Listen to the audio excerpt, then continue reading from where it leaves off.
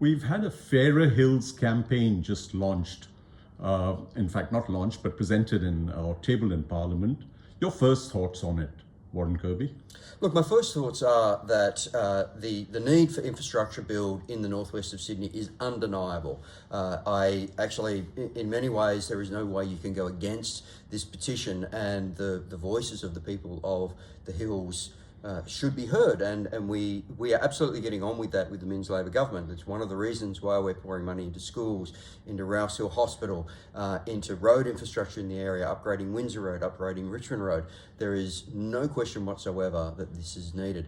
But I do want to say, and this is the thing about this particular petition, it's a little bit disingenuous, because rather than the petition looking towards what is it that we need to be achieving collectively for the community, the entire campaign has been run by the Hills Council specifically to make it out that Labor has caused this problem, when from the year, almost every single development in that area was rezoned between the years of 2012 and 2016. Changes to the LEP were done by the Liberal Hills Council. So you had a Liberal state government, you had a Liberal Hills Council, and both of those were responsible for what we are seeing today when it comes to the rollout of population. It needs to be addressed, no question, but it's simply not the fault of the current state government. Stephen, the Hills Shire Council has raised a petition blaming the state government for local infrastructure gaps. Do you believe the council is playing politics instead of delivering its own responsibilities? Oh, absolutely. The petition itself, as Warren just said, is really important and valuable, and the people want to have some say in what's happening in their local area. But where it becomes challenging is really the motives behind a petition. If you look at bus shelters, they were asking for park improvements, etc. As I pointed out in the parliamentary debate there, they have over $500 million, which is increased by about $70-odd million. They have developer contributions that over the last 4 years has increased by close to $100 million. So they're collecting money from all the new residents that are moving in there, and then they're banking it. So while all those new residents who are buying their house, paying developers' contribution, which then the developer passes on to council, the council is banking it, earning mega interest, when at the same time the poor people there who are purchasing their house are now stuck with paying mega interest rates. So they're doubling up to get the money from the local residents moving in, benefiting from high interest rates, and all the people are asking for is deliver our parks and reserves and our drainage and our roads. There are state challenges that we are meeting with the hospital and the major roads. The local challenges needs to be done by council. They have to share together with the council or with the state government to actually deliver for the people. Now, with limited resources and so many regions across New South Wales recovering from natural disasters and economic pressures, how do you justify prioritizing funding for one of the wealthiest councils in the state, if not the country? Both to question to you, Stephen Bali, what do you think of it? Look, that's the dilemma of any council or any government.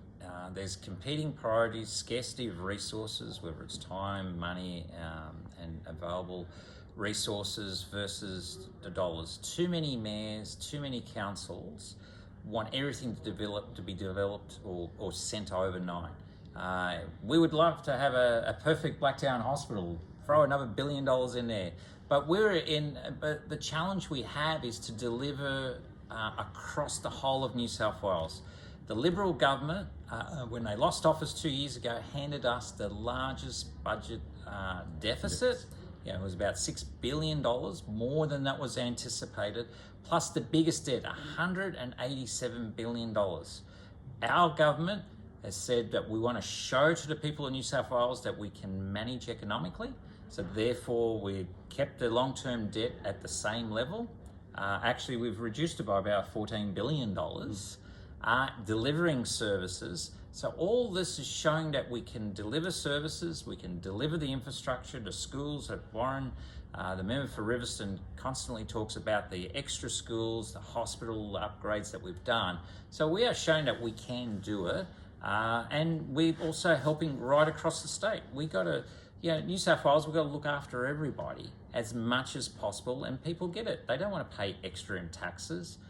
They don't want us to have a huge bank account like so many councils have, a huge bank account and do nothing. We are a do something government, and we want to deliver for the people. And just to add on to that, we've introduced in the last budget, we introduced a works in kind package which allows developers to provide community amenity alongside with their developments, and this is an initiative that provides a tax break for these developers. It's a double incentive for the developer to get in and build that community amenity alongside the housing that comes with this new growth. So it's not simply about looking at the holistic council, it's about where council is choosing to focus that money and making that money available. And it's also worth pointing out that when the Labor government was pushing through legislation to ensure there was an increase in developer funding to deliver the exact things that this petition asked for, it was the Liberal opposition that fought against that and said, no, you can't be doing that. In fact, they're just beginning to run a political campaign to say, oh no, we shouldn't be charging developers more for infrastructure funding. Well, I'm not sure where it's supposed to come from. On the one side, it's we need to be providing more infrastructure to help out our local community. On the other side, don't do anything at all to collect money to help reduce the debt or any money at all to be able to pay for that infrastructure. Now, in reality, the Hills community has been waiting for schools, hospitals and roads, realistically. Same for you in Blacktown and for you in Riverstone. What concrete timelines could we see for these developments to go out? I know it's a million-dollar question, but I know the Mainz government has been doing lots of work in this area. But are there some concrete guidelines? I can be specific with the schools. The Box Hill Public School is scheduled to open day one, term one in 2027. The high school the construction is underway. You may have seen a little bit of the controversy around the owner of the house not willing to move out in time to be able to get the development started on that. I know that in my area, Grantham Farm Public School is 2028. The Tullawong Public School is day one, term one next year. The high school is day one, term one, 2027. When it comes to the Rousseau Hospital, we're expecting to have construction begin on that early in 2026, and it'll be completed by 2028. Alongside that, we've got road upgrades planned for Windsor Road and Commercial Road to make sure that it doesn't create more traffic problems than the health problems that it solves. So we are working towards all of these things, but when it comes to the delivery of the stuff that is most acutely needed by people in these growth areas, and I know this from areas, there's a lot of synergies between Tullawong and Box Hill, very, very similar areas, very, very similar letdown in so many ways.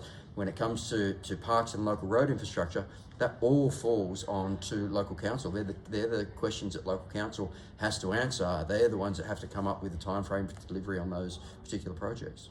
Thank you, gentlemen.